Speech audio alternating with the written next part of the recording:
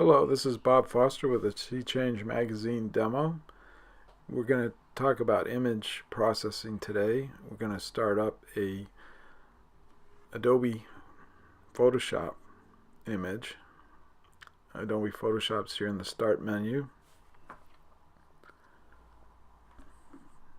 Just going to start that up and open a JPEG file.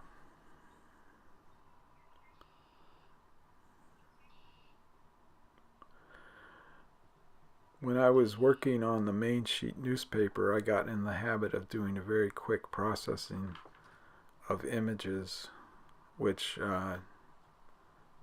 isn't the best, but at least it gets them done. You go up here and you just go to Image.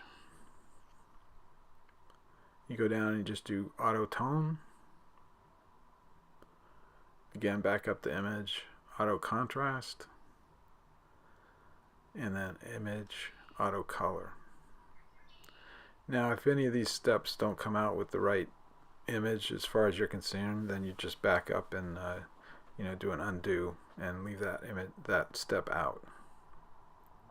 Then we'll look at the image size here, and you'll see that it comes in from the camera at 72 dpi with very large image sizes.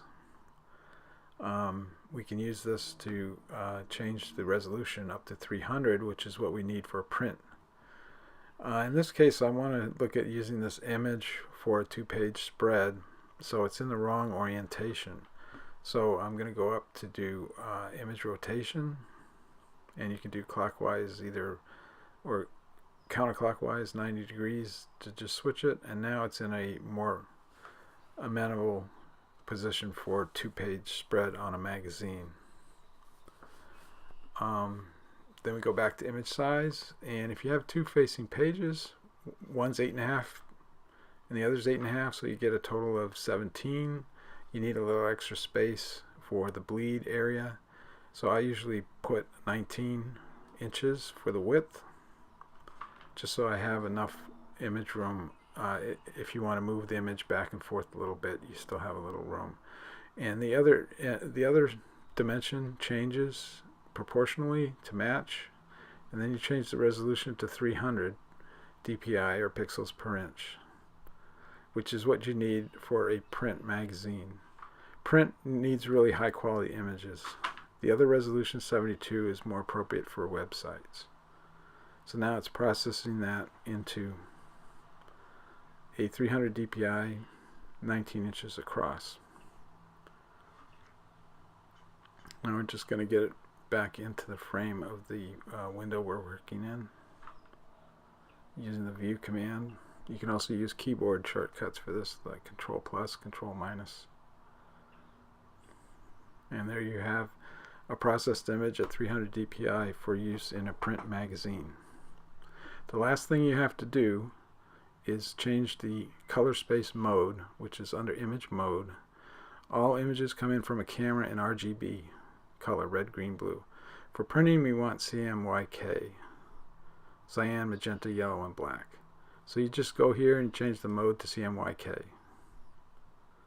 This is where you would be able to see if there's any problems in the color change of your image by switching it from RGB to CMYK. That's the main issue here, is to make sure that the image looks correct under CMYK color. And then we'll save the image.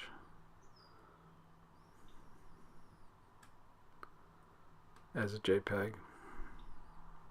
And you want to keep the old image usually, so I usually put a new name and then put edited at the end of the name to indicate that I've processed it for printing. And you save it.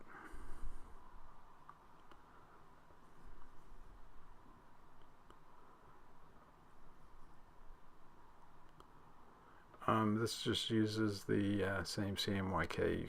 It's indicated there. You want maximum quality, maximum file size to retain the resolution. And there you have it.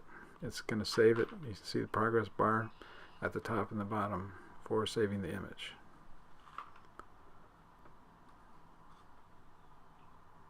Thanks for watching.